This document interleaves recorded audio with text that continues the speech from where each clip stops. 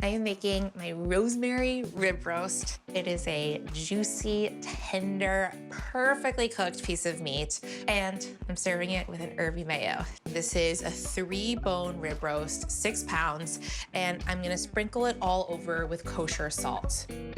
I'll refrigerate this now, uncovered, bone side down, for 4 hours to let it work its magic. I can't wait. My rib roast has been curing in salt for 4 hours, and I've allowed it to come to room temperature so that it cooks evenly. It's almost ready for the oven, but first I've got to rub it down with an herby mixture to enhance its flavor. I'll start by chopping up some fresh rosemary, which goes brilliantly with this meat. I'll chop up 1 tablespoon, get this into my bowl, along with 2 cloves of finely chopped garlic, some black pepper, and I'll bring this together with some olive oil. Give it a little mix. I'll set this aside, and then I'll cut a crosshatch pattern into the roast, and that's gonna crisp up and get really gorgeous. To do that, I've got my sharp knife here, and I'm gonna cut parallel lines about 2 inches apart, just into the fat. I don't wanna go down into the meat.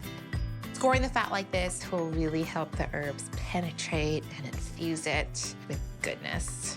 All right, now I'll shift this and do the same thing with lines going perpendicular to the ones that I just cut. Okay, I'll rub this down. Getting in here with my hands. Rubbing into the cuts I just made. Alrighty. I'll get this in the oven at 250 degrees for 3 to 3.5 hours until the internal temperature is 135 degrees for a radiant medium doneness. My mouth is watering already. The rosemary is wafting through the air. I'm gonna check on my rib roast. It's been going low and slow for the past 3 hours, and it smells incredible. I could smell this all day long. I kind of have been, I guess. It looks so juicy. Now, what this needs is a golden crust of flavor. I've got a cast iron pan here heating up to medium high, so it's quite hot. There's some oil in here as well. It's crust time, baby. Here I go. I'll sear this fat side down first. I'll let this sear now on medium-high until it's golden brown, a few minutes per side. That's looking good, and it's smelling outrageous. I'm gonna get this out of the pan, and I wanna allow this to rest for a good 30 minutes so that those juices can redistribute. And in that time, I'm gonna make a creamy sauce for serving it with. I'm taking the best parts of a gremolata, so a bunch of herbs, and making them a little indulgent with mayonnaise.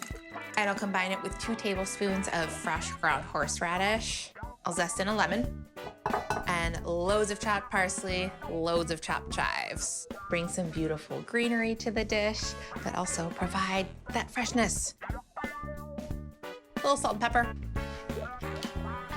And I'll mix this up, and that's it. Easy peasy. Okay, I'll set this aside and cut up my meat. Using the bones as a guide, I'll just go right in between. Oh yeah, that's a big slice. And then 1 more slice. Okay, I'll plate this up with the gremolata on the side. Hello. Sprinkle with some flaky salt. And get my gremolata into this cute little dish. Okay, this is one big honkin' piece of meat. Let's eat.